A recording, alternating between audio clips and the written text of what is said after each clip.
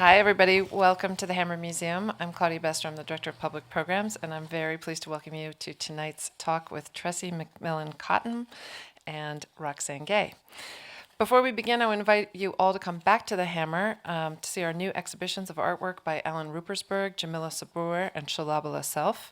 Admission to our museum galleries is always free.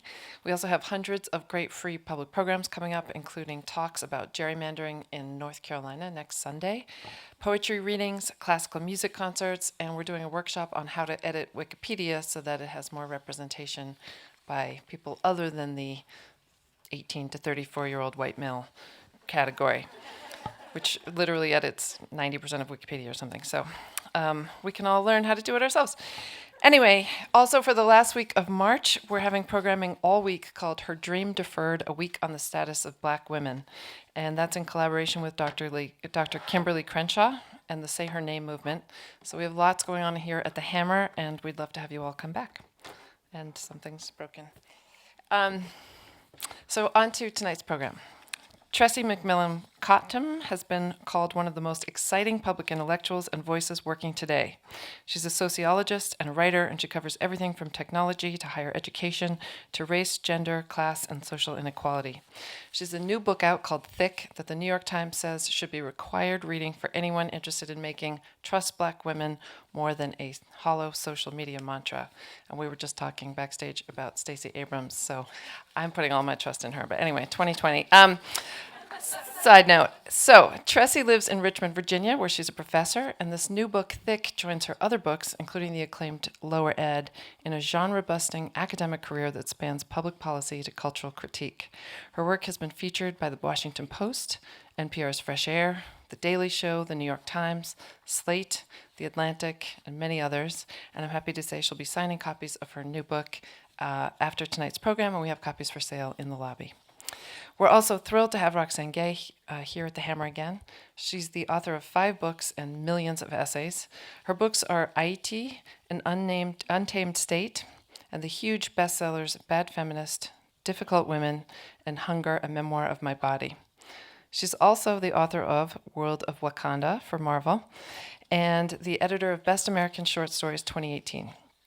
She's currently at work on film and television projects while also a contributing opinion writer for the New York Times, also publishing an essay collection about television and culture, also writing a book of writing advice, and writing a young adult novel called The Year I Learned Everything. Her work appears in Harper's Bazaar, A Public Space, McSweeney's, Tin House, Oxford American, American Short Fiction, Virginia Quarterly Review, and many other places, and the internet, which she basically owns. And her essays are always in every best of compendium, like Best American Short Stories, Best American Mystery Stories, Best Sex Writing Stories, and even the oddly named Best American Non-Required Reading. And in 2018, she won a well-deserved Guggenheim Fellowship. So please join me in welcoming Tressie McMillan Cottom and Roxane Gay.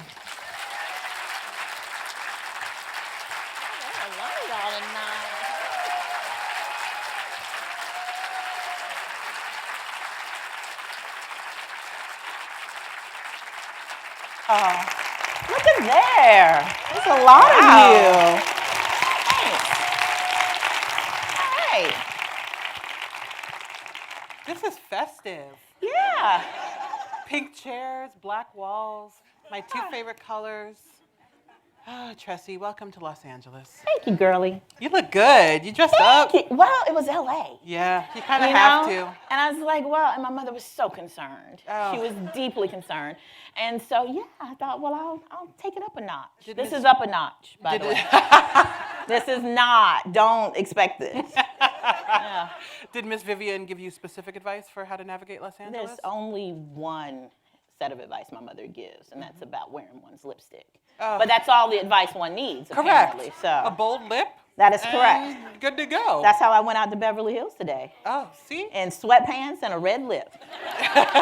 Oh, so you fit right in. That is right. Well, there was a woman walking. Seriously, I was feeling. I'm not self-conscious. Trust me, I do not care. But I thought, well, I'll do a little something. And a woman walked down the street wearing clown pants, and I'm not kidding. There was a cat on her head. Yeah. That's and Los I was Angeles. like, I'm fine. I'm okay. Every time I leave my house here, I think, oh, I'm underdressed. And then I open my eyes. And I just think, well, and you never know, like, is this a person who's unhomed and has no choice, or is this a billionaire?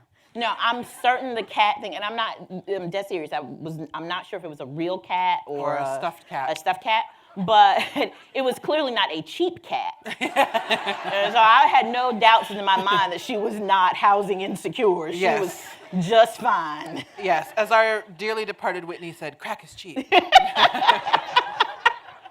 But not cats. But not cats. That's correct. What are we going to talk about tonight? Oh, whatever you want. Oh, I can't wait till Magnolia Network starts up. I mean, we're going to talk about the book, but one of our favorite subjects is HGTV. And I couldn't text you fast enough. I know. I sent her a research dossier on it. Yes. I was like, I think this is everything I know so far about the Magnolia Network. I was so excited because when they left their show on HGTV, Chip and Fixer Joanna. Upper. Is everybody caught up? Yes, sorry. Yes. We're just hanging out and you happen to be here. You're welcome. I was just like, oh, I was really, you know that gif where that guy's like, I was feeling that gif. And I was just like, oh, they have really big plans. I knew that Joanna was We had always been talking about on it for a the come while, up. and we had been debating what we thought the next steps were, because you were the one who said to me, oh, they've become bigger than their contract. They're going to have to get out and do something major. So we knew it was something major, but we thought another show, another program. Neither of us had in mind. And so when I saw the thing come in, they said a network. That means they fast forwarded to the Oprah level. They did. I mean, seriously, that's a direct shortcut through. It took Oprah 25 years. Yes. It took Chip and Joanna 4. Look what whiteness can do. Girl.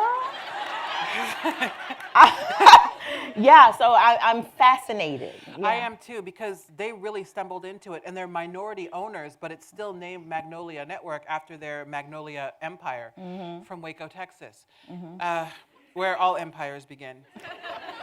It's amazing. So I'm excited. I am too. I've been asked to do a podcast, just the sub for a podcast, which I won't name, but so it'll be a surprise, you know. And so they asked me for a list of people, my ideal guests. As some of you, if you follow me on Twitter, I asked recently who you think I should interview. And so I started at the top, you know. I started with Dolly Parton and I worked my way down. Amen. It was Dolly, Stacey Abrams, because I contain multitudes. And then at the last minute yesterday, I thought, no, I said, let's see. Joanna Gaines. Let's see if Joanna will talk. Yes. I want to talk about that entire economy and that ecosystem.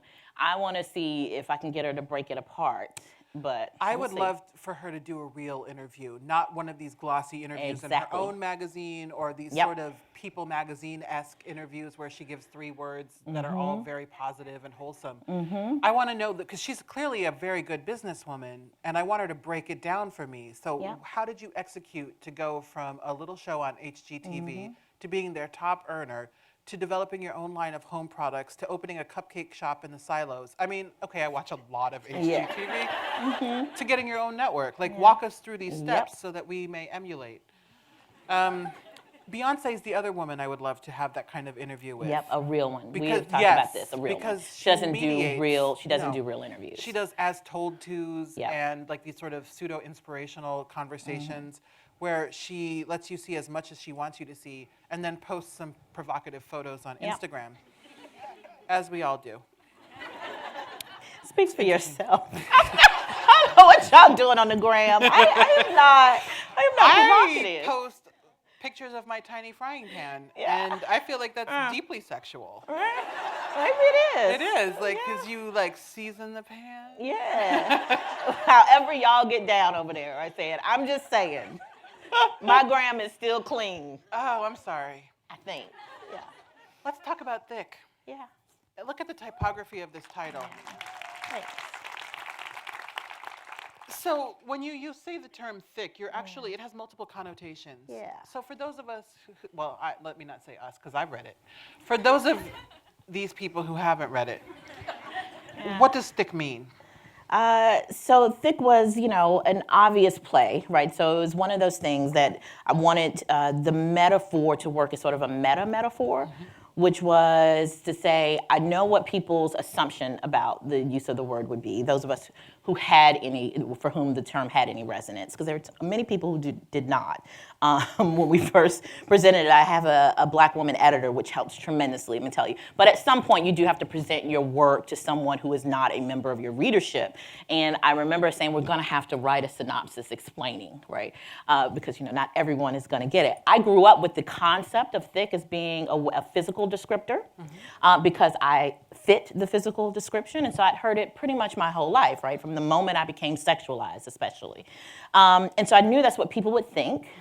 But I wanted to play with the fact that there was also this intellectual tradition about thinking and writing and examining the world thickly. And so I was borrowing from my academic training as a sociologist, and I do qualitative work, where we have debated a great deal about how to do what we call thick ethnography. And that is this idea that you can write about people's experiences of the world in a nuanced, layered way, to help people who will never be able to embody another group's positionality to understand how they see the world, right? And if you nail that just so, you'll never completely get it, right? You'll never have the emotions that come with the experience, which is an important way of knowing, but that you will certainly have a better understanding of other people's view of the world. And so I was playing on that, right? And then I was playing on what I thought was this moment in time that we had in cultural discourse where, we have a lot of economic incentives to be as thin as possible in our critical thinking and our cultural analysis, whether it's on social media that incentivizes, I think, a sort of shortcut to critical thinking, which is if you want to be a critical thinker sometimes in social media, you really only just have to be negative, right? But we know that there is a deeper, more disciplined way to be critical. It doesn't just mean to critique in the negative sense, but we didn't have incentives in place for people to think about the world in a more critical, nuanced way. And I understood everything about the way I had ever engaged the world to be operating at all three levels all of the time. And so this book is about where I inherit that philosophy from. I inherit it from generations of Black women's political philosophies to whom I attribute it. So to Black feminist theory broadly, but really I meant to Black women and the way we have understood the world. We have understood it thickly, in part because we've had to live it thickly, right? So I say to people all the time, nobody is a better and more naturally inclined sociologist than our Black people, all right? Because the people who have to live structure are the ones who understand it best. And so because we have to embody that in a certain way, Black women have this really well thought out philosophy on how you live thickly. At the same time that we are more likely to be thick, right? At the same time that I think we are more likely to complicate dominant narratives that make it hard for people to say thin slices of critical analysis. Black women's lives are usually ones that trip up narratives about feminism, for example, right? Our lives are the ones that complicate ideas about class, right? So you can say these really broad statements and then go, but what about Black women? And often when you do that, you can find the fault lines in that meta-narrative. So in many ways, Black women and my understanding of the world, I'd inherited from my way of engaging it thickly. And so I actually wrote that title essay last. All right. Yeah, the working title for the book all the way through was something else, actually. And I don't know, I think we were a month up against deadline. And I still hadn't written the sort of thing that was going to pull the entire text together to explain exactly what the hell we were doing. And usually if I haven't written it yet, it's because I haven't figured it out yet. And as these things go, I'm working against the clock, and I lock myself in an office with my assistant, Lauren, a thick young woman herself, and she goes, what are you going to do? And it's 3 o'clock in the morning, so I just start writing. And I remember the first time I typed the word in the essay, I finally knew what the book was about. And I called my editor and I said, well, and she was like, and she read it, the draft. I said, now listen, I don't know if it's good. Again, and by the time I'm finished, it's like 7 in the morning. I've been up for a couple days. And I said, listen, I took a stab at it. I told her to call me and tell me, if you think this makes any sense. And all she responded with is, well, clearly this is the title of the book. And so all of it, I'd been writing through that, but it was one of those moments where I finally sort of put all of the pieces together. And it's when I knew the book was done and when I knew what I'd been doing. Yeah, I actually ended on Bad Feminist last as well, and because it was originally called What We Hunger For. And They're like, oh, too many words. Glad you went. Yeah. Right. Mine was show your work. I mean. Oh, but that's good too. You think? Now I think I don't know. Dr. Cottom, my goodness. And I don't think I'm very good at titles at all. Really? I would not have guessed. It's not my jam at all. Oh, well, damn. I hate to see what is your jam. I don't think so at all. I mean, when my first book was called Lower Ed, and I always thought was just sort of like a stroke of graduate school insanity that just happened to have a glimmer of genius in it. And we just got super lucky that no one had ever said it. I just kept Googling going, no, clearly somebody has done it, and they hadn't. And we were like, oh, snap. All right, but I thought that, and I remember thinking, oh, that's the last time I'm ever going to accomplish that, right? This can never happen again. And again, I don't know, thick, it's, 4 a.m., I don't know. But I don't think I'm good at titles. I think I've gotten pretty lucky twice. I'm not going to push it with a third. We'll see. Oh, well, we will see. We will see. And we will discuss it on our podcast. That's right. Are we going to tell the people? We will tell the people. Yeah. We're going to be doing a podcast together. That's a thing? Yeah. It's just going to be like this, just chatting about Chip and Joanna. And basically. Academic work. Yeah. So as you note, we are often incentivized to think and to act and to live thinly. Yeah. And we see that especially on social media where people immediately jump to conclusions and are not interested in nuance. And so how do you resist that sort of arc toward thinness? Yeah, and I think that social media is sort of an extreme case. It's an edge case. But I do think, I talk in the book about the impulse happening in journalism, happening in politics, happening in sort of our pop culture discourse. I think social media's incentives are just particularly extreme because there's actual money involved with advertising dollars. But really, I think, broadly, we've just come to this moment where, when we do not have the infrastructure in place, for example, to support real investigative journalism, right? And so instead, what you get are a summation of tweets. Yes. Right, that passes as critical journalism, or when we don't have the infrastructure in place to do what I think of as the necessary work of democratic education. So that looks like telling people, if a public education is going to take you 4 or 5 years, because there's a natural learning process that you just cannot accelerate, right, without cutting out meaningful parts of the process. And instead, what we give people is a 6-month micro degree, right? So we've got this impulse across, I think, the board.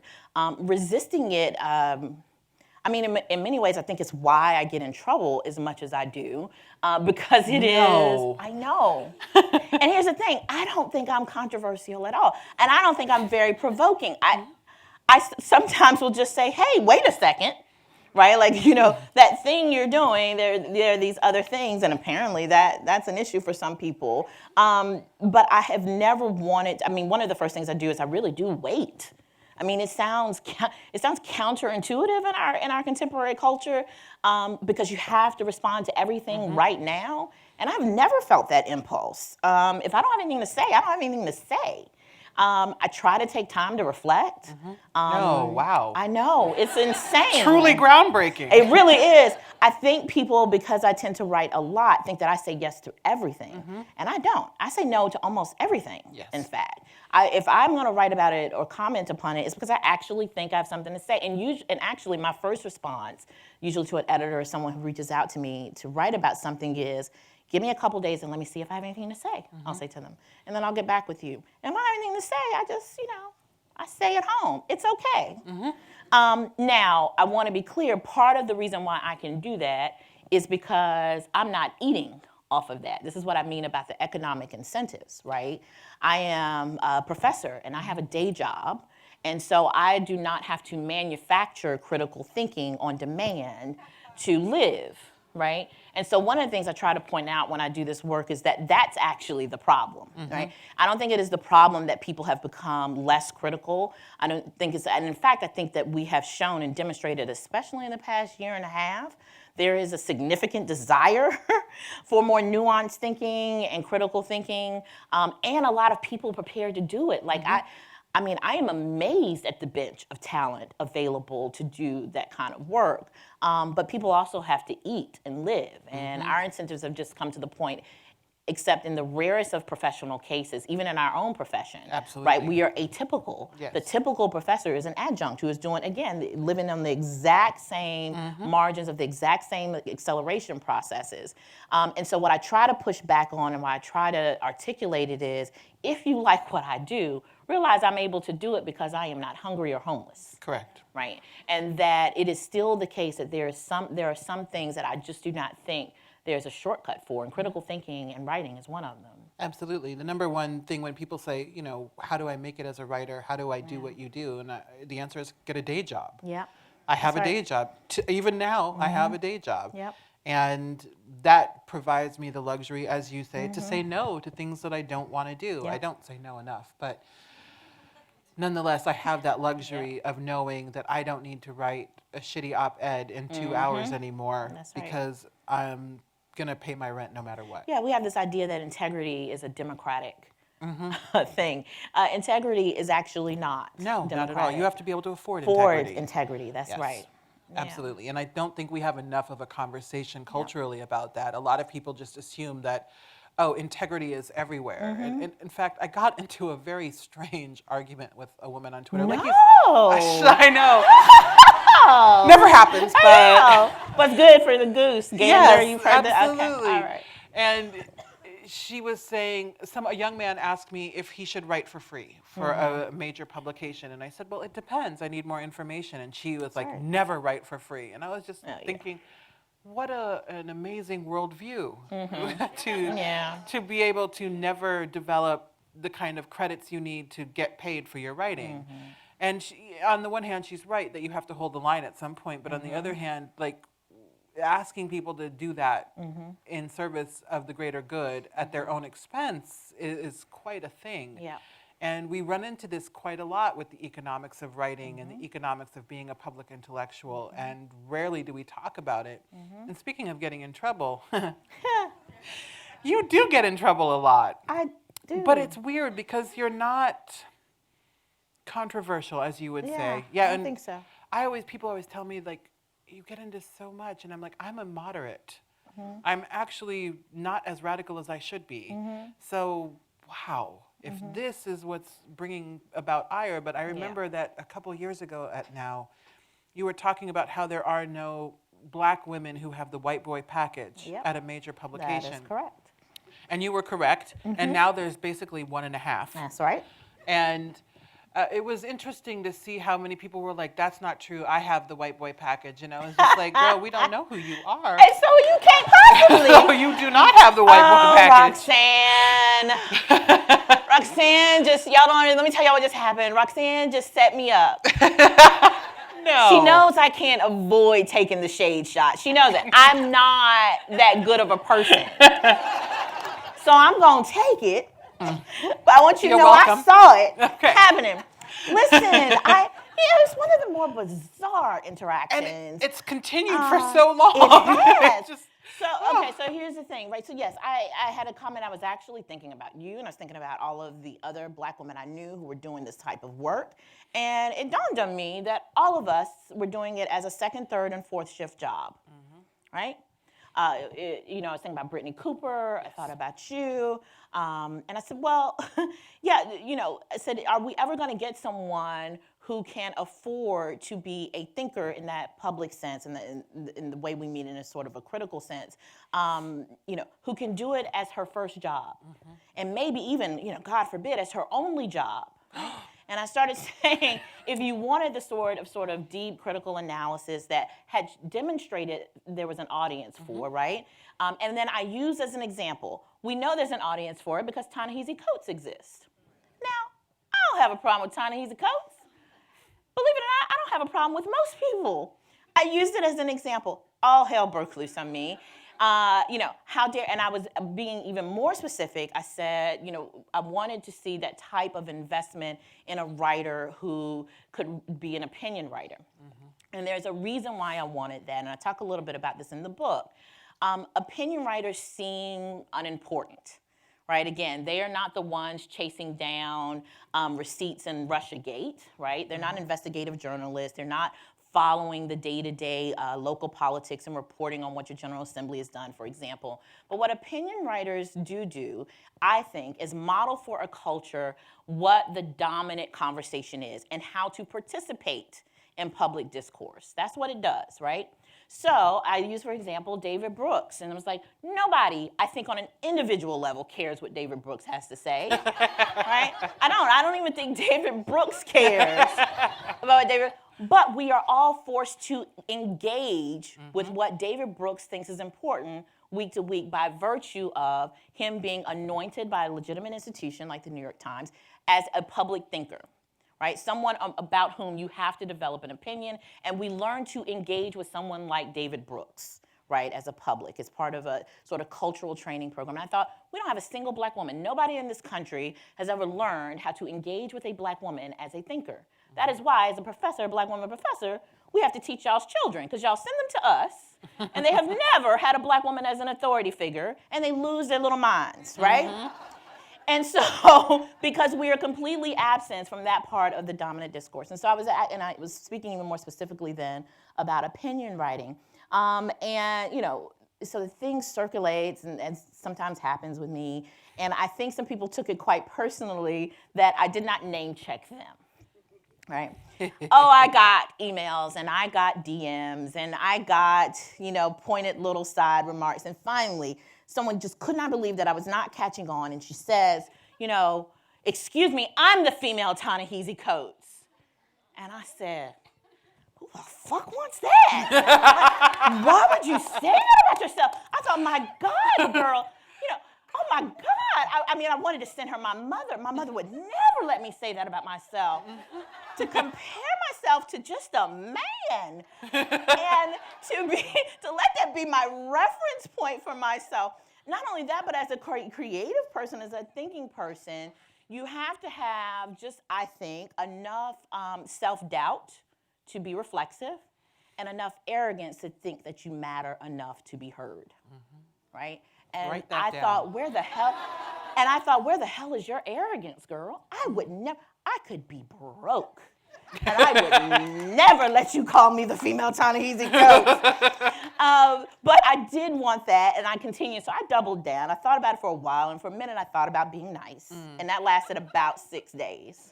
Oh, that's good. It was, wasn't it? That's a long time. Then somewhere around day 7, I was like, Oh, well, on the 7th day, lots of things happen. But more so, I really thought about it and thought, no, I think my point matters more than somebody's feelings. I do, and so I continued on this beat, you know, beating this drum. I had tons of journalists, you're not gonna believe this, journalists and editors email me and say, we hadn't realized there wasn't a black woman opinion writer.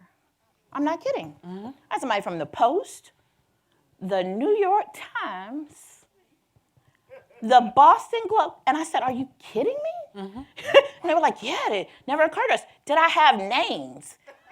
And I thought, are you kidding? The gall. Yes. The gall. Did I have names? And I said, well, frankly, I've got like 30 off the top of my head. I think the question is, why don't you? Yes. Right, why don't you? Now, I'm not saying I'm responsible for the 1.5 that we now have. I'm just saying that between the time I told them that they want none, and the day they did it just to mess up the last chapter of my book where I talk about it. But it's fine. They did. Like, how dare they? That's what I said. They not if they'd have consult with waited you? 6 months, right, I would not have have to edit the last chapter. But still, seriously, I say one is not sufficient. What I really want is a diversity.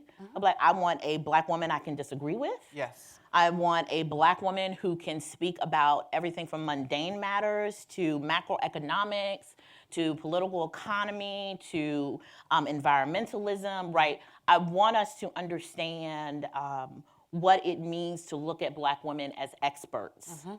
As more than just experts on more than just themselves. That is correct, right? Yes. Because part of what we have had to do, I think in a particular way, I think it's true for all women, and for, to some extent, all minority groups in a dominant society, is that we tend to have to shoehorn our real expertise into our lived experience to get published. Absolutely. And to be engaged, so right? So your training can be, for example, in economics, but to get published, What they want is the piece from you about how hard it was for you to grow up Black and poor, right? And you have to make these decisions and these trade-offs about how much of your lived experience you will exchange to get someone to acknowledge your expertise. And I think part of that is because we do not understand Black women as anything other than this vehicle for having an emotional release. Absolutely. You know, it's interesting. My background is actually, my PhD is in rhetoric and technical communication, which a lot of people don't realize. And it's interesting the economic decisions that we have to make in terms of how we parlay our academic expertise into something that the public is willing to digest. And of course, early in our careers, anything goes. It's only now that I find myself able to articulate, you know, people are like, how do you do this? And I'm just like, my degree is in rhetoric and technical communication. It's not accidental. I'm not a savant. I literally stayed in school for 20 years studying a very specific thing. So how do you parlay legitimacy? And I think about that in particular in terms of thick, because throughout thick you use footnotes. And the footnotes are just a delight because they're thick. And I like them. They're so good, and they provide so much extra context and depth to your thinking. And I know that this is part of establishing your legitimacy as a thinker. So do you ever resent having to do that, to provide that thickness? And also, how do you allow yourself to challenge people's notions of what you can be an expert on in things like these footnotes? Yeah, no, the footnotes are absolutely about me demonstrating my training, right, which I do take quite seriously. Like you, I spent a lot of time on it. I spent all my good uterus years, surely. I mean, at this point, it's right? just a I'm like, place. so you owe me. You gonna get this footnote, and you gonna like it, because that's what I learned how to do. So there's that, and I talk in the book, but I think especially Black women have become particularly adept at signaling every form of legitimacy simultaneously, right? So we will tell you about our degrees, right? We will tell you about where we're from. We would demonstrate in how we present ourselves, who we are. We will bring with us the consumerist symbols of acceptability. We will tell you about our car. We will tell you about, it is because in almost every meaningful social interaction, we sense, generally accurately, that we have to do that to be engaged, even remotely fairly. And so the footnotes for me do a couple of things.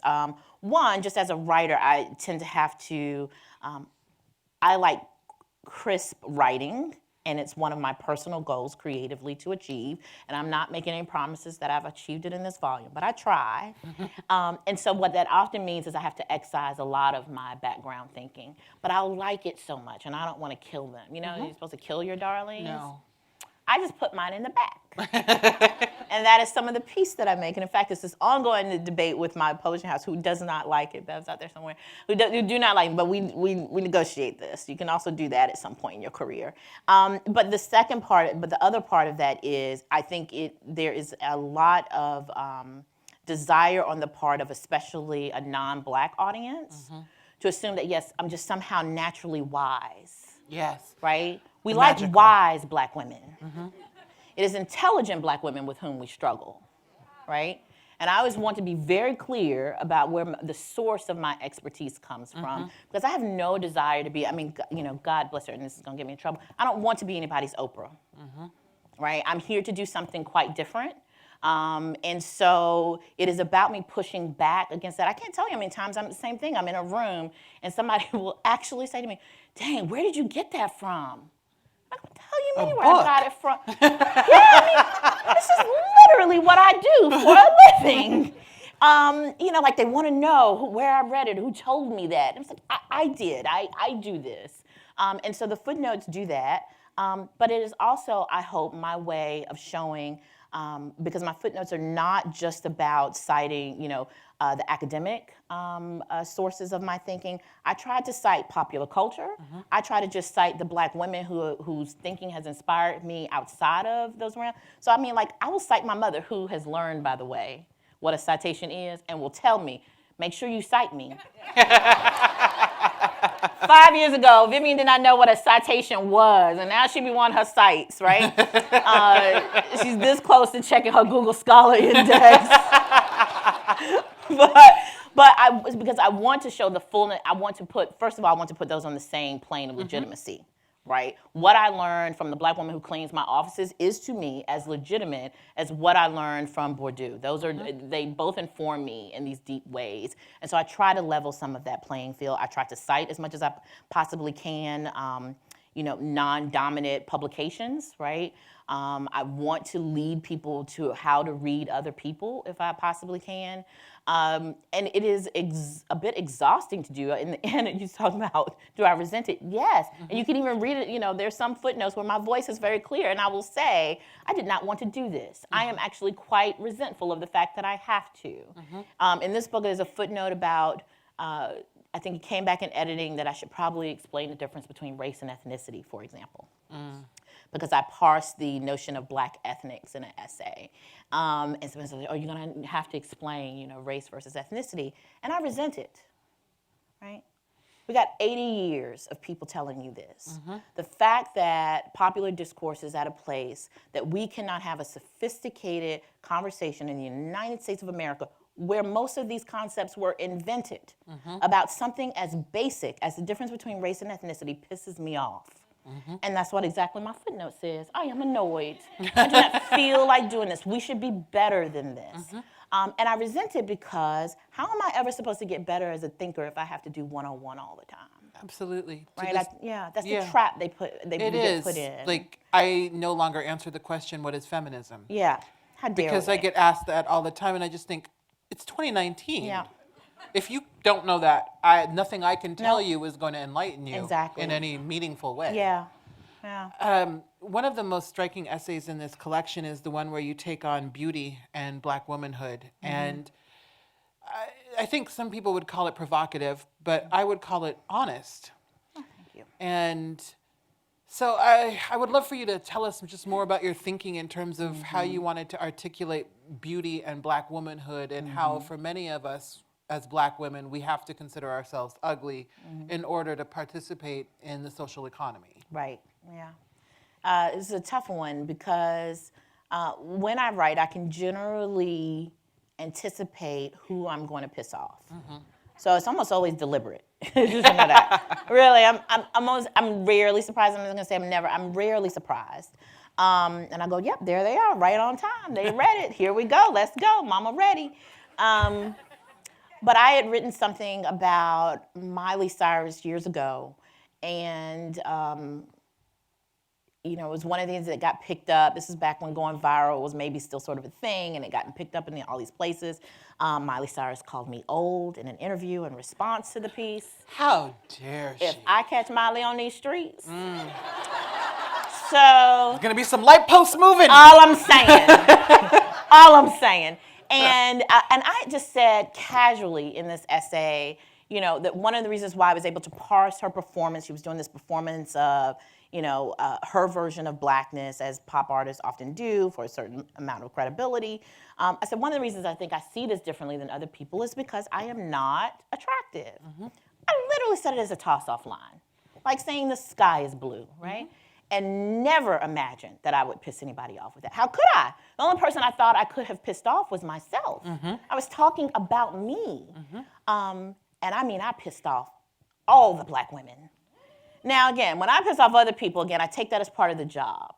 When I piss off black women, I take it personally. I need to figure out what I did wrong, right? Because that is the group to whom I think I owe the most allegiance. And so the fact that so many black women were angry with me set me on like this multi-year sort of conversation with myself about why. And the essay is the result of that thinking, which is why would people be so angry about me saying about myself that I'm unattractive? And then of course, it is about the fact that we have created out of necessity a black cultural beauty structure that is supposed to legitimize black women's beauty. And one of the things that had happened, I think, in contemporary culture with social media is there's also now a lot of currency behind that. in a way that has not always been true, right? There are all the Instagram videos and the YouTube videos of performing a certain type of Black beauty, right? It is having your eyebrows sharp, it is having your edges laid, it is having your waist snatched, it is about your shoe game being tight, right? And it is a very particular embodiment of it. And so the idea that I would reject not just a white system of beauty, but I think Black women felt like I was rejecting that. And the two systems of beauty are actually doing two different things, right? White beauty is designed to exclude so that it can delimit access to capital. Beautiful people get married, beautiful people inherit, beautiful people own property, beautiful people reproduce beautiful children who inherit that property and go on and reproduce the system, right? Black beauty is about inclusion. It's about saying you have been excluded from one system and we are creating an inclusive one for ourselves. And what I had to say was not really though. We're also still doing a system of exclusion. We are excluding people who cannot participate in either of those, right? It is still a certain version of femme presentation, for example. It is still perpetuating a type of gendered violence on people. But more particularly, it was letting the big beauty, white beauty structure off the hook. Right? It wasn't holding accountable the idea that what beauty had done, the idea or the concept of who could be legitimately beautiful, was part of how we were delimiting who could be worthy, right? And that Black women especially, I thought by default, could never participate in that system. And so I said to name myself unattractive is not to say that I am ugly, is to say what has been done to me is ugly. Right? And I have no illusions about the fact that I'm not saying that I am not cute, and in fact, I will fight you if you say I am not. I am not saying that I am not sexualized. Beauty is a particular type of power relationship, however, that we had not theorized so fully that we were willing to, I think, go that far. It's fascinating to me. You can say to most people who identify as feminists, that everything, the personal is political, right? And we are willing to do that about almost everything until you start talking about who is beautiful and who can be fucked, who's fuckable. And then suddenly, nothing's political. I love who I love. I like who I like. I got my preferences, right? And I go, no, you do not. If the personal is political, so is this, right? And so let's talk about who is there and that there is a type of power conferred and who our culture will decide deserves to be beautiful. Absolutely. Did you notice that Miley Cyrus is... Cyrus? And I was the one drinking backstage, not you. I know. Did you notice that she's white again? Yep. Ooh, that train comes around Listen, like clockwork. I knew when that last album didn't do well. I was like, well, there she go. Right on time. And now she's singing with Dolly. She's 4 years away from doing a Frank Sinatra Standards album. Absolutely. That's the cycle. Absolutely. Yeah. Absolutely. Well, it's just really interesting to notice that career evolution, and we've seen yeah. it with other pop stars gosh, where yeah. they commodify blackness because it's convenient and edgy. And then when it doesn't work for them, for whatever reason, they're like, oh no, let me get back to my country roots. Yes. Like, oh yes, girl. Well, it starts to become expensive. So see, Yes. everybody likes black cool. Nobody likes black burden. Paul Mooney don't wanna has pay a the wonderful black joke tax. that says everybody want to be, but don't nobody want to be. Right? Yeah. So so it's black is fun up until a point it starts to come with cost. You can go ask Jennifer Lopez about this. Oh, yes. Being black was fun until she got arrested with Diddy. Yes. Well, guess what being black means? Getting arrested. Right? Being black is fun until, people want you to perform that in your real life and it comes with even marginal consequences. And so then you got to go make your country album. Yes. Speaking of country albums, let's talk about the greatness of Dolly Parton. Let's do that. Why do you love Dolly Parton? Oh, how can you not? Dolly Parton, first of all, you should know, is the only white woman you're ever going to see on anything I own. I got a Dolly Parton t-shirt. I got a poster I got from her last concert. I'm not kidding. It's on my wall. And my mother, she goes, what the hell? People come to my house, I'm like, listen, in my house, my rules. is the only white woman, however, that you will ever see. I think people, a bit of it is a bit of a joke about how unexpected it is that I would be a Dolly Parton fan. But part of it is I'm a writer, and I love writers, and Dolly is an incredible writer. Yes, she is. If you think it is hard to write an essay or a short story, imagine telling an entire story in 2 stanzas, which is what a songwriter has to do, and to do it consistently at a high level over time. And so I'm just always impressed with songwriters because I think they write, they're just a step above flash fiction. And I just think that is an impressive genre.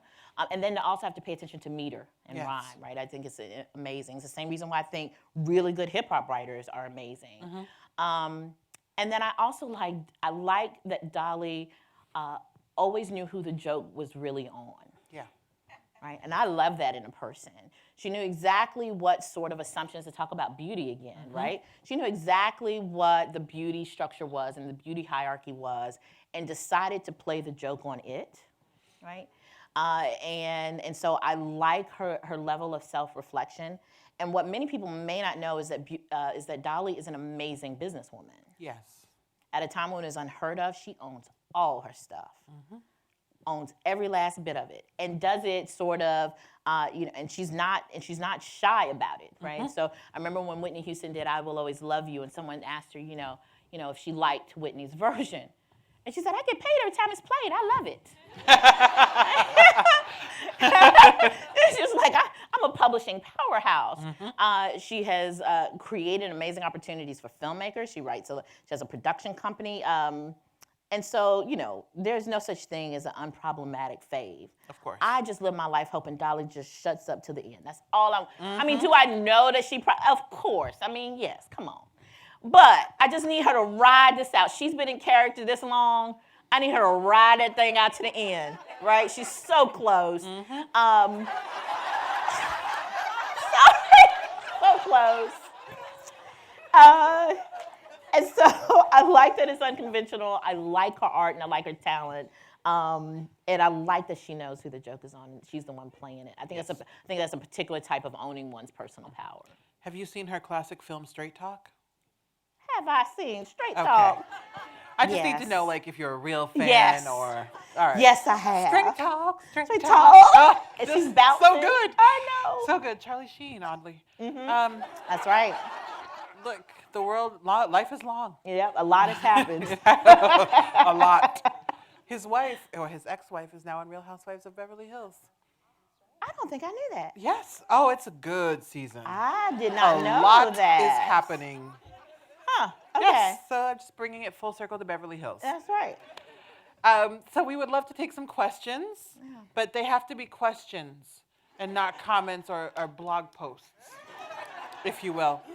But please just throw a hand up, and there's someone who will come around with a microphone. Yes. So sir with the beard. Here and here and there. Oh, okay. Go ahead. We can hear you. I'll repeat it. Yeah. I'll repeat it for you.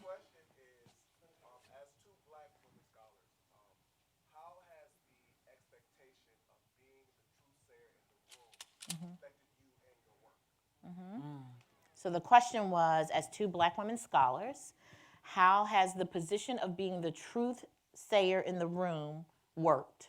Affected your work. The expectation of being the truth sayer in the room worked. Well, depending on the room, I'm actually not expected to be the truth sayer. I mean, this is very funny. In my daily job, nobody expects that at all. In fact, I tend to be shocked when I occasionally do it. And I mean, I think one of the fun things, but it's fun in a perverse, sadistic sense, which is the very low expectation of Black women. When someone learned something from me, often they think that it was accidental, and so they don't expect it to happen again. So in some ways, I don't often have that expectation. I do think that there's an expectation of me that I will create some sort of emotional experience of having the truth revealed to people. and I just sort of reject. That's just not my responsibility, and I sort of reject it. And I can usually tell when that's what people want, right? And want to make an appeal to that, and I just don't do it. And in some rooms, the expectation that I'm going to be the one, on the rare occasion that it does happen, that I think people sort of look to me to do that.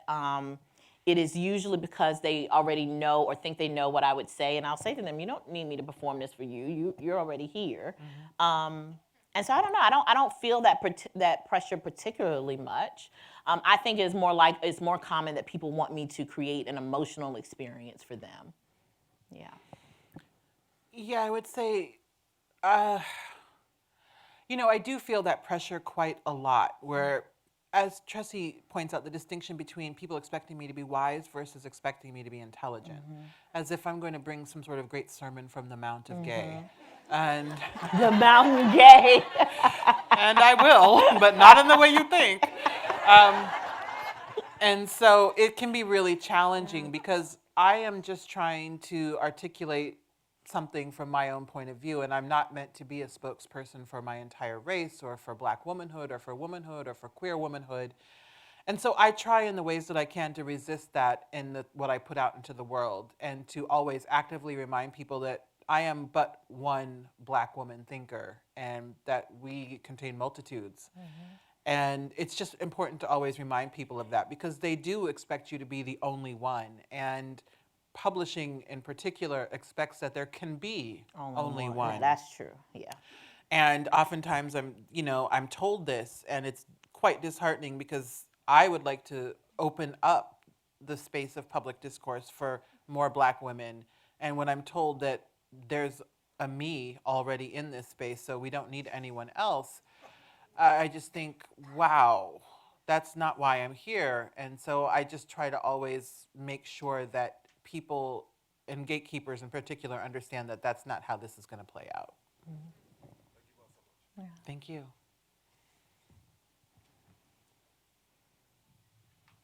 We'll go, you and then this young woman. Who is the opinion writer? Oh, the new one I have in mind. Michelle Alexander joined the New York Times a few months ago. You did it. This is being videotaped, so we shall not speak her name. But no, I was thinking Michelle Alexander, who finally got that birth. And even though he's a man, he's wonderful. Jamelle Bouie just was brought on board. Yeah. And it's wonderful that they were brought on board. It's just really frustrating that last 2018 was when we got Black opinion writers with a permanent berth. I'm a writer there. Tressie has written for them, but we do it on a per piece basis without any research support, without any salary support. We do it in addition to our teaching, our writing, interviewing, traveling, speaking, and so it can be quite a lot. Yeah. But And I would also point out that both of them are, as judged by the qualifications of their other opinion writers, supremely overqualified for that job. Yep. Like what they had to do, Michelle Alexander, are you kidding me? Yeah. They shouldn't be able to afford Michelle Alexander. Yep. Right? And Jamelle Bouie, who is also, I'm a big fan and count him as a friend. And even if I didn't, though, I would say this. Jamelle Bouie, if we were not the culture that we are, we would call him, he would have been a child prodigy. Jamelle is young and better trained than almost any political writer, I think, operating at that level right now. And the only reason why we don't think of him that way is because he is Black. And both of them are exceptionally talented and, quite frankly, probably way too good for the job. I mean, David Brooks didn't have a quarter of what either of them have and before he had that job. And so, as is often the case, had to do twice as much. Yeah, well, more than twice as much, because like Russ Doubthat just came out with a piece about celibacy is great. I mean, and what's the little child's name? Oh, the little one, Barry Weiss. Barry Weiss. I mean, it's painful. Like it pains me. Like I don't think I'm that great, but to know that I didn't get that spot. Right. If she were not so unsympathetic, I would feel sorry for her. right? But I don't, but I would because I'm a good person. But when you think about like Jamelle's training and someone like Michelle's training, and then you see that, you know. It's truly frustrating. It is. Yes, this young woman, this one right here, in the front row. And then we'll get to you. Absolutely. Hi. Your two presences online, especially social media, are ones that I look forward to reading when I open these apps. Oh, thank it's you. like the only reason why I have them. Are there individuals that you look forward to seeing on any of these apps like Twitter, Instagram, who make you feel glad that you have them or that you learn things from? Yeah, cetera? that's a great question. I like Anne Helen Peterson is one of mine. She is a sharp, funny, well, she veers between pop culture writing and sort of deep political analysis. Her training, her PhD is in celebrity studies, which I think has made her particularly well suited for what we ended up with was a celebrity president, looking like we're going to end this experiment in democracy as a reality show. I tell her all the time, you are perfectly suited for this. And she does some of my favorite writing on several topics. Zoe Samudi, who I'm maybe butchering her last name. And what I'm going to do is I'm going to go on Twitter tonight when we leave tonight. I'm going to tag her and apologize, and that's how you'll know who I mean. ZSTAMDIA, maybe, is a wonderful black queer leftist writer who I keep telling people like the New York Times is who they really need to hire. And I look forward to her reflections. And in fact, I think she keeps me honest about my attempts to be in solidarity with many issues. And so she tends to keep me grounded there. I like this chick. We mentioned Jamelle Bouie, which is true. He's not online quite as much anymore, I think, because of the new job and the new baby. But have followed him for quite some time and enjoy and look forward to. Oh, there's an account by a bird. Anybody know my bird account? Well, I'm sorry. I love that bird.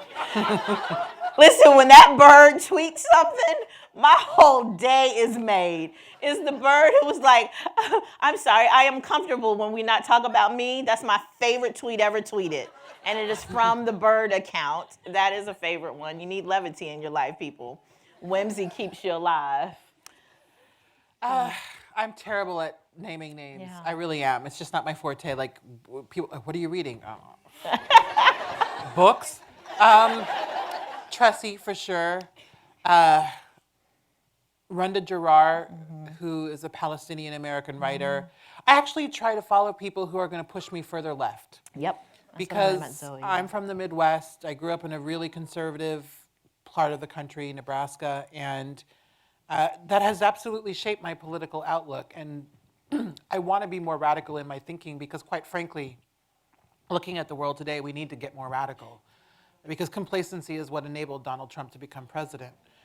So I also started following recently Alana Presley and Alexandra Ocasio-Cortez. Yeah. I think that they challenge me to imagine what's possible because my traditional self is like, oh my God, they're way too radical. This is just nonsense. But the reality is they're at least trying. Ayanna Presley, my bad. But they're trying. And they're putting forward radical ideas, but they're actually not radical. This idea that we should all make a living wage and that we should all have health care and that we should care about the planet. It's pathetic that that's radical now. And so those are the kinds of people that I'm trying to follow more and more. And I also enjoy following Colson Whitehead, the writer, because he's just very droll on Twitter. He's very just dry in a funny way, a dry humor, not dry like saltines, which is a very different kind of dryness. So those are some of my favorite people to follow right now. Yes. Tressie, I need you to explain what other people are seeing in Kamala that you don't see. Come on! I know. Okay, listen, I just gotta tell you, my partner sent me out here with one rule. Don't mention Kamala. He's like, when they ask you, He's like, you need to say you gotta go to the bathroom. But I'm weak, girl. I'm weak. I'm so Do weak. it, do it, do it. You're an enabler. I am an enabler. I am. But I think you have really important thoughts about her. Okay, here's the thing. It's okay. We won't share this recording with anybody. Oh, right. You can't, that's what they all say. I know, right? Your sex tape is on the Instagram. Okay. All right, here's the thing. I believe that one of the things about Kamala that I actually do relate to is I think that Kamala is good at her job and has been good at her job. I was just as impressed by her as anybody was in subcommittee hearings, for example. I do not have any doubt that she was a damn fine prosecutor. My issue was Kamala was a damn fine prosecutor, right? There's a reason why it is difficult for people to come from her professional background and enter into general election politics. She is not like Barack Obama, who is basically a blank slate onto whom we could project our best hopes and wishes. And it is unfair, but that is almost exactly what you have to be if you are going to be, the exceptional candidate of color at that level of politics. And then a good friend of mine who is in the audience, who I will not point out, said to me last week, she's like, I just watched Kamala on The Daily Show, and I realized what your problem is.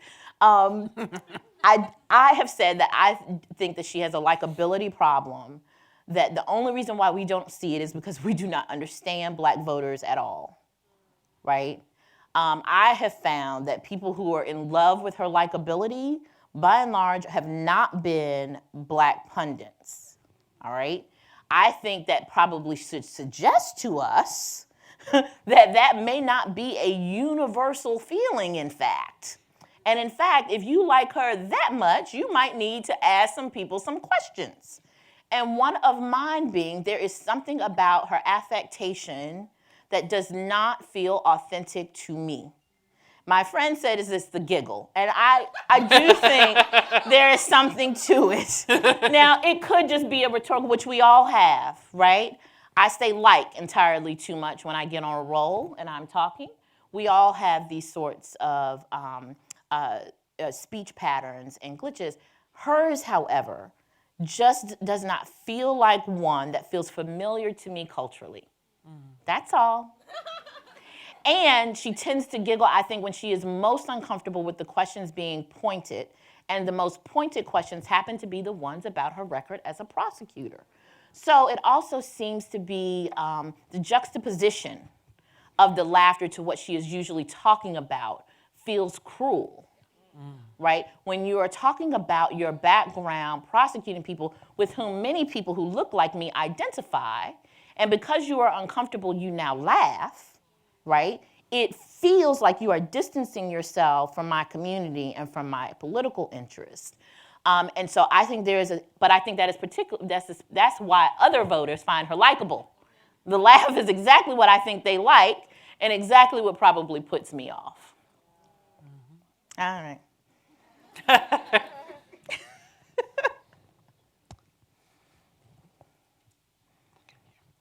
We will get to you, sir.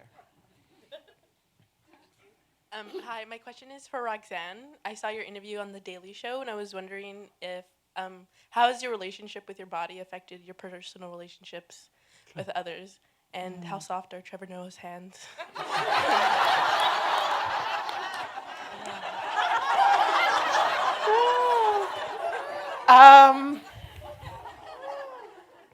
I love him. He smells really good. He does. He's a dapper little man. His hands are very soft. I have to give credit where credit's due. When I agreed to do The Daily Show, I was terrified because it was really a big audience. It was probably the biggest audience before whom I had ever been on television. And I had very low expectations because I had written a book about black women and fatness and sexual violence. So I just thought, well, I don't know why. He must have a producer on the show who is a fan. And he read my book. He asked deep and profound questions. He does. He reads. He really reads. And to his credit, and I will tell this story until the day I retire, he came to the dressing room, and of course my editors were all there all of a sudden. I was very popular. And no, I have great editors, but they were all there. And he asked me, I don't want to mess this up. How do I talk about fatness? And I said, I know what I put in the book. I think just be frank, be forward, ask the questions you really have instead of giving a euphemism like you have a pretty face. Because I know who I am and I know what my body is. And so it was really excellent to have that experience with him. In terms of my body and my personal relationships, I have been very lucky to be loved by someone who does not care about my size other than how it makes it difficult for me to move in the world. And so I have been learning slowly but surely over the past while how to be loved, how to allow myself to be loved, and how to see myself as lovable in my body. And of course, the smaller my body becomes, the easier it is for me to believe that I'm lovable, which I hate because it shows the ways in which fat phobia have infiltrated me, even though I would like to think of myself as a very progressive person who has great politics. I don't.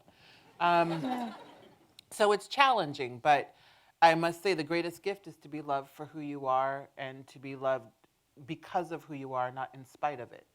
And I know that I am loved because of who I am.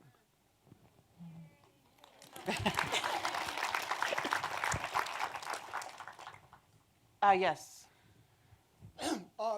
The podcasts that you're going to be doing together, will they be regularly scheduled on a weekly basis? Well, you are now our favorite question. Thank you. Yes, no, Will they have any particular subject each week, or it'll just be? Nope. It's us and I think whatever we want to do. Yes. And one other quick question: who's distributing it at the moment? We are currently in Tell you negotiations. shortly. And so an Literally. announcement will probably be made in the next 3 or 4 weeks. Yeah. But Because I just want That's to great. say that even though you deny it, I've rarely had an experience where I felt so much was the truth. Oh. Well, thank you. Thank you for that. Yeah. That's a wonderful, seriously, I thank you sincerely for that. I will say that that's probably also why I get in trouble a lot. That's what comes with the territory. Thank you.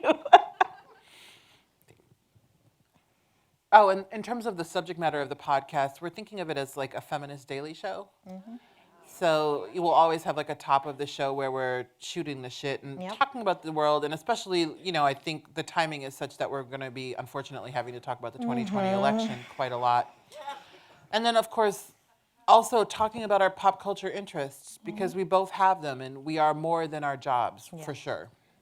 That's actually, I think, where our conversation started. We looked at each other one day and said, I think we deserve to have fun. Yes, Didn't we did. And so there you go. We need something fun because That's right. when you write about race, gender, sexuality, it's great. It's important work, but it's exhausting work. Yeah. And you need something, you need light to cut through all the dark.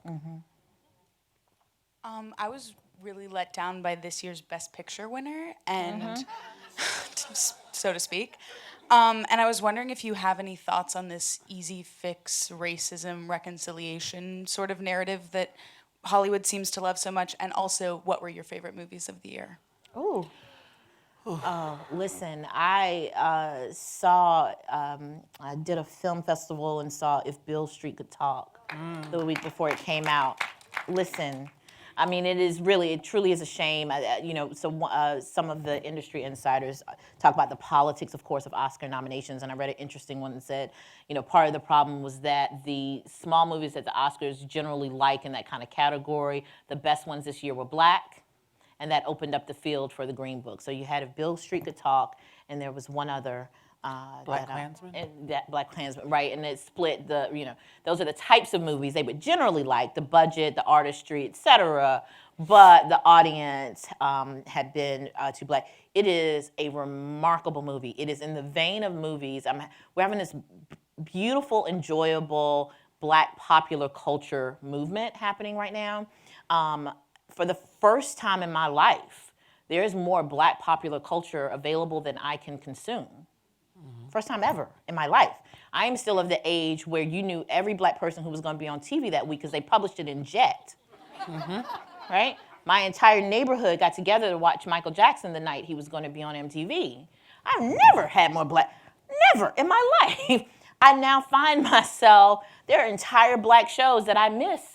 There are going to be black movies I'm never going to get around to, and it is amazing.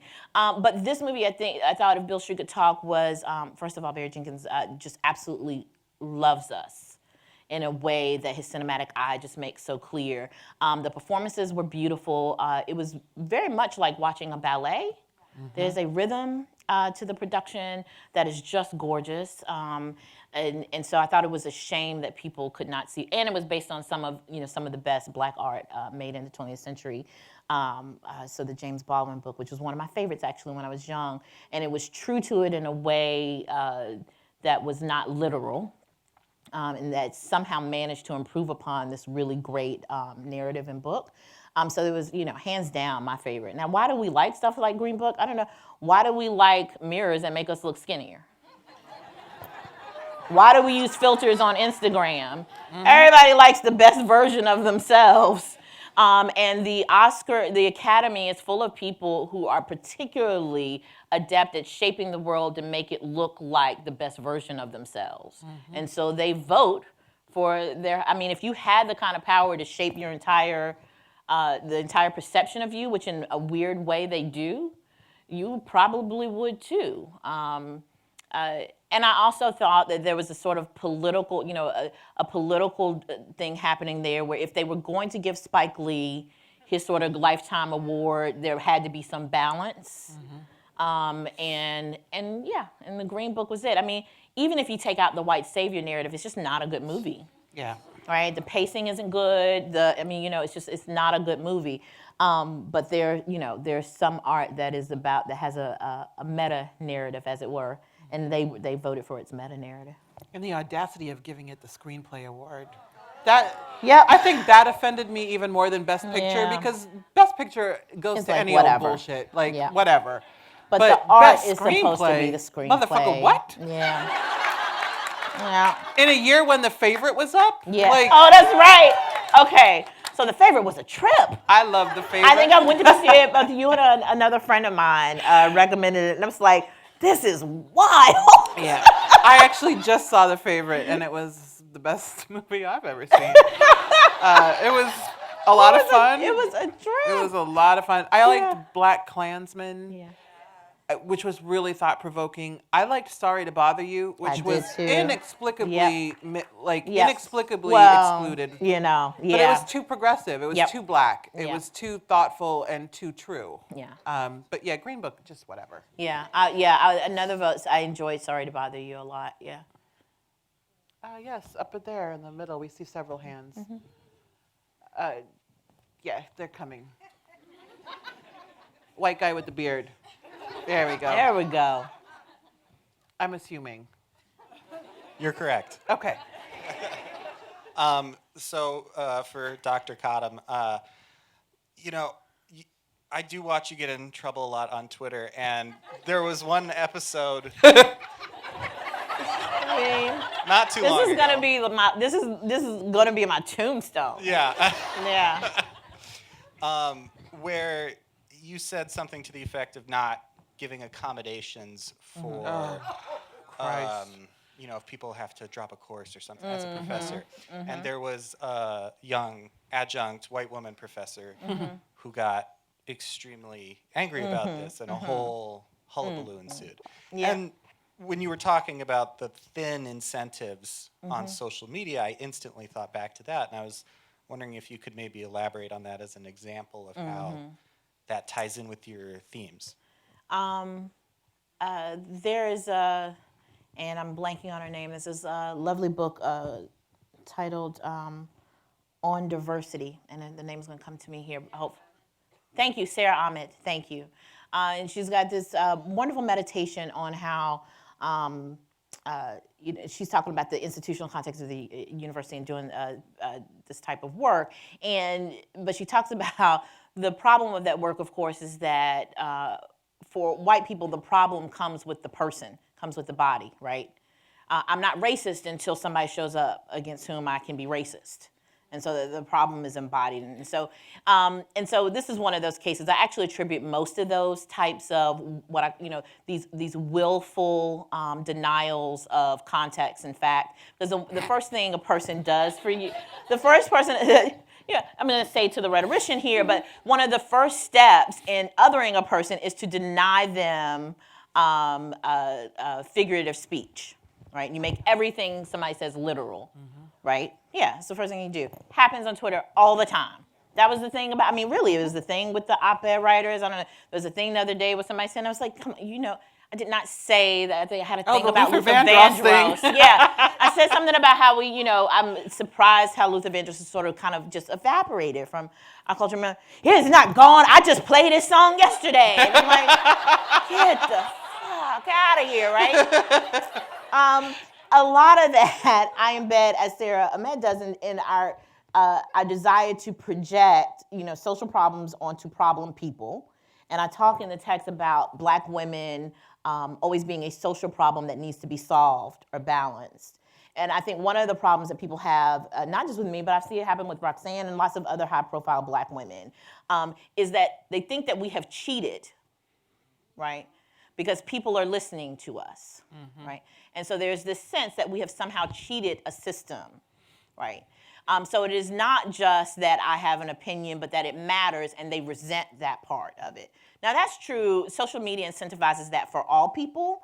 I think it is about the degree of resentment and the degree to which people will hound me. Like, this woman is still, for the record, contacting me. This goes on for weeks, months. I've got several of these. They cannot let it go. Alicia is still, you think I'm kidding, Alicia is still DMing me and contacting me. She creates new accounts to contact me. This is a woman who started with me on Twitter months ago, and she will not let it go. Right, so their grievance, right, the depth of it, and the reason why everybody's always like so surprised, like, why are they so angry with you? And I'm like, they're not angry about what I said, they're angry that I am, right?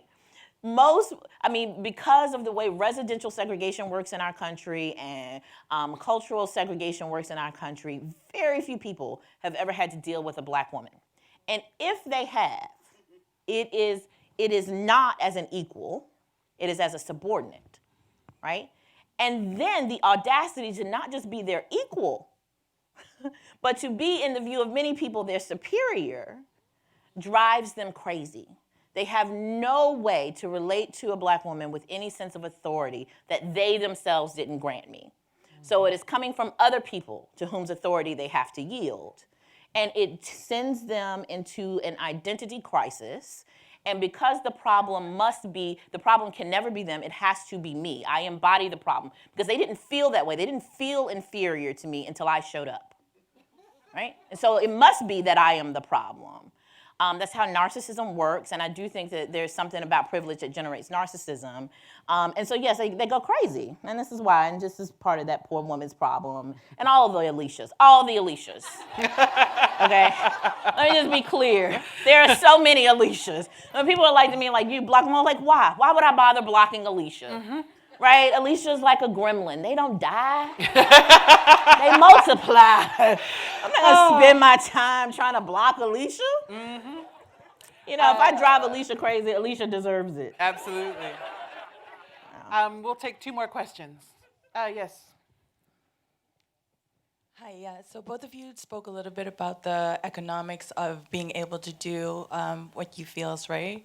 And in a time where there's so much focus on the business case for diversity rather than the social justice case for diversity, and that we see these sort of big corporations almost co-opting these social justice movements and reducing them to brands or merchandise, how do you sort of keep yourself honest in that space, navigate it, and what are your thoughts on that? I mean, damn. Every day. Yeah. There's no long-term strategy. And I think in the minute that you believe there is, you've probably made yourself vulnerable to being co-opted. It is a decision by Roxane and I, we've had to have this conversation recently, right? So we're going into this project and we had to say, what are we willing to do? and not. So it is a case by case, I think, day by day decision. It really is. And the thing is, and we're starting to see more discourse about this, but oftentimes when you're Black and successful, you're not only thinking about yourself and you're not only responsible for yourself, you're responsible for other people as well. And so when you're making economic decisions, it's not just, oh, where will I vacation this year? It's, oh, how can I support X, Y, and Z effectively?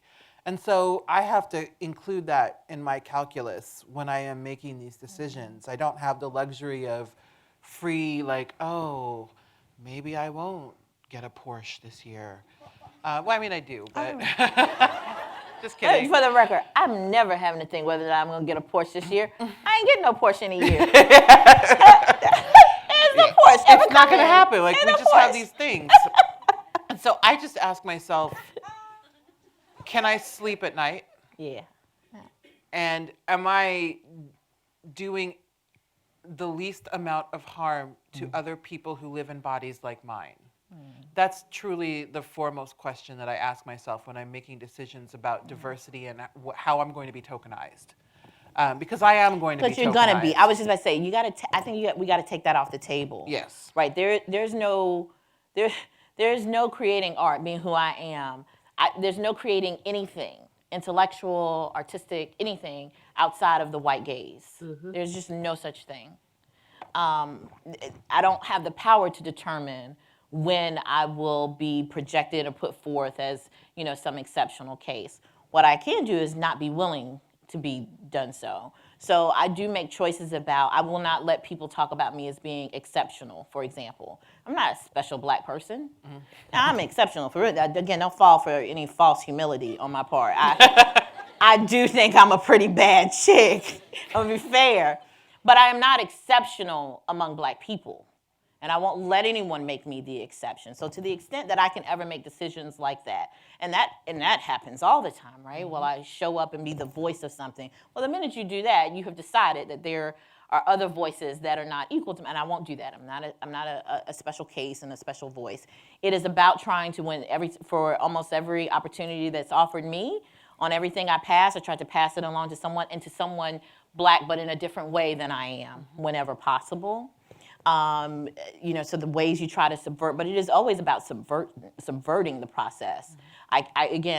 We can't control the fact that those things are going to happen, that these things are going to be projected onto us. And that's just about the fact that I think it's about us accepting our limits as individuals. There's only so much you can do individually, and that's why collective action matters. You have to do the best you can to make the decisions that you can live with. And like Roxane, my thing that I always go to bed at night with is, when I get called out on this, not if, when I get called out on it, am I going to be able to stand on it? And if I can stand on it, and if I can say, this is what I did and this is what I came here to do, I always feel like that's the best I can do. And when I pass on work to someone else, I try to tell them what I was offered monetarily, so that we're peers. Because we are peers. And oftentimes they'll go to the next person with a bullshit offer and think, oh, we can get her for less. And I'm like, not today, Satan. So that helps as well. Yeah. One last question. Oh, up there. Yes. Wow. It takes a village. Everybody it stood did. up for I mean, you. that was a group effort.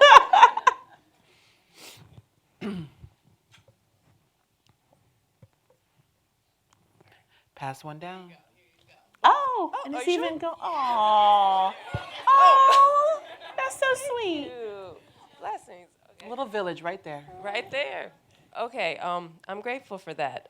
So I will try to make it worthy. Perhaps a lot of people in the audience think that this should not be unpacked in this space, but I'm not going to lose my opportunity to pose this question to two of the greatest minds of our time. I didn't say Black or women, I said greatest minds. Wow, thank you. Thank you. And shoot your shot. I like it. Yeah. Okay. So we spoke about Beyonce and we spoke about Oprah, as I knew we would.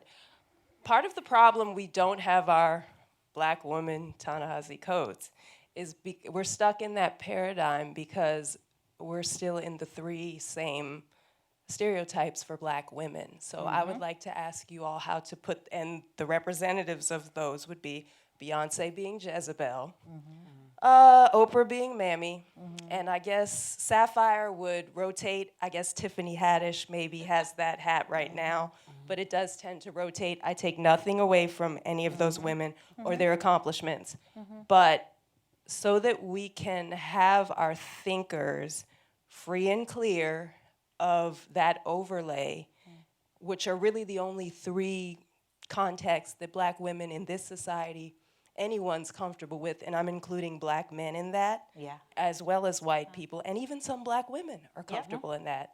How do we lay those to rest so that we can just, as you said, I am, just be I am? Thank you.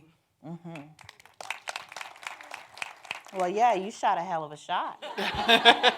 Yeah. Thanks. Hey. Thank you, friend. All right, so I'll start. Because, I talk a lot about controlling images and et cetera, and give all my due credit to these earlier Black feminist ideas in the text. And I try to extrapolate from those to say that, we're in these moments where we actually probably need to be thinking even more critically about those characters and stereotypes. And I think it ties into one of the earlier questions, which there's a degree to which we cannot control entirely their construction because we never constructed them, right? We internalize them, but that is not the same as saying we constructed them. We have always, however, had a history of pushing back against them. We create counter messaging and counter narratives to the extent that we have never had the political and economic base to make those the dominant narratives are about, again, some things that are beyond our control, right? It is very difficult to control the images of your community when your wealth is being extracted consistently, because those are the images, those are the idea. That's how things become ideologies, right? They become attached to wealth vehicles, and so as a community, if you don't have that kind of wealth, it becomes very difficult to push back against it. We, however, do circulate our own images within our community, and some of them more problematic than others, but individually. So understanding all that structural stuff and that there's some things that are beyond our control. We are still people, and we have agency, and we get to make choices. And one of the things that I personally try to do is try to present people with that choice. I try to complicate whatever those ideas are. So, for example, I make choices about the voice that I will speak in. I make choices about what I will explain, what cultural references I will or will not explain. Because then people have to pay, people who are not as familiar with with someone not living, who looks like me, not living within that box, they have to pay closer attention, right? And I do think that when people have to pay attention to the complexity, hopefully, of what I'm offering them, that it can complicate and trouble some of those ideas. Now, I say all of that, and just 2 nights ago, I had a woman who's like, I've been reading you for years, right? A white woman was like, I've been reading you for years, and, and I get it, and and I swear to you, immediately went into this, the sort of mammification thing that happens in these micro moments, right? They want, and I saw it coming, realized she didn't see it at all. And, I tend to just sort of push back and stop on the interaction, right? To not play. I know what the script is. We all know what the scripts are. We've been socialized to them. And I just refuse to say my parts, right? I just refuse to say them. So you want to show me the picture of your mixed race child? I'm not going to say that child is cute. I'm not going to ooh, and I'm not going to I'm not holding that baby. And I love babies. I don't have anything against the baby. I just refuse to participate in the script. Now, a lot of that, I want to point out again, is that I have earned the right to do that to a certain extent, and all of us have not. And in certain rooms, haven't earned enough capital to do it, right? There's still rooms where I wouldn't have the power to do it. But whenever, and I mean, I'd still do it, let me be clear, but there would be a cost, there would be a price to not doing it.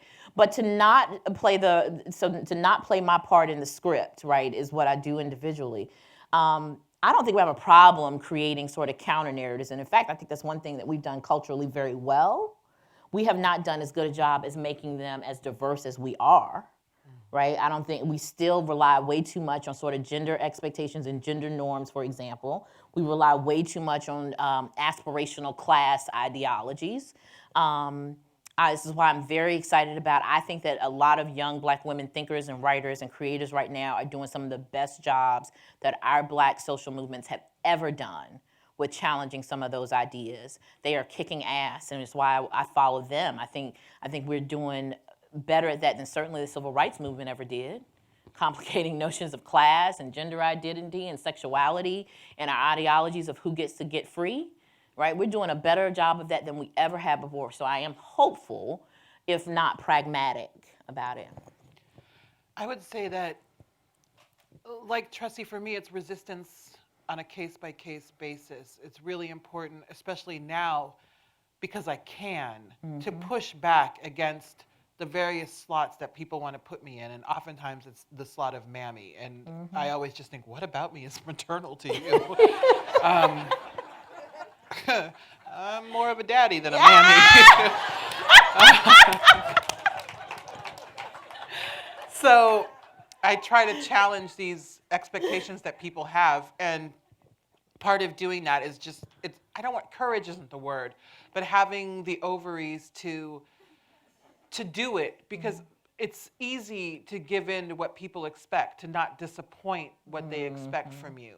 And you can see that they want this, what they think is going to be this powerful sort of driving Miss Daisy moment. Yeah. And I have to actively resist. And it's a challenge on a personal level, in addition to being challenging on a political level. But I try to rise to the occasion every single time so that other women don't have to be in that position of having to choose Mammy, Jezebel, or Sapphire. And it's really hard. It really is, because we live in a culture, and we've talked about this all night, that resists nuance, that resists complexity. And, you know, one of the things I have always tried to do in my work, and starting with Bad Feminist, was to demand complexity and to say that we are not all or nothing, black or white, one thing or another, that oftentimes we contain these inconsistencies about ourselves that demand interrogation and that deserve interrogation. And I just try to put that forward at all times. And I try to put it forward in my work. And then, more importantly, I try to challenge my own prejudices and my own ways of seeing people in these narrow ways. And one thing I'm particularly working on is my affinity for these sort of meritocracy narratives. And it's really hard to break that cycle of believing if we just work hard enough, we'll be good enough. When you work hard enough and come from a middle-class family and are loved by two parents and go to private school and don't, accumulate student debt until you get to graduate school, then yeah, sure, meritocracy works. But your whole life is a fucking meritocracy. And so I'm really working on just dissembling that for myself and my thinking so that I can be, as I said earlier, more radical in what I'm putting out into the world, because until we get more radical, we're not going to see the kinds of change that we really need. And we're not going to stop just living in all kinds of debt, emotional, financial. And so, yeah, I'm just trying. So everyone, thank Dr. Tressie McMillan Cottom. Thank y'all. You're my favorite.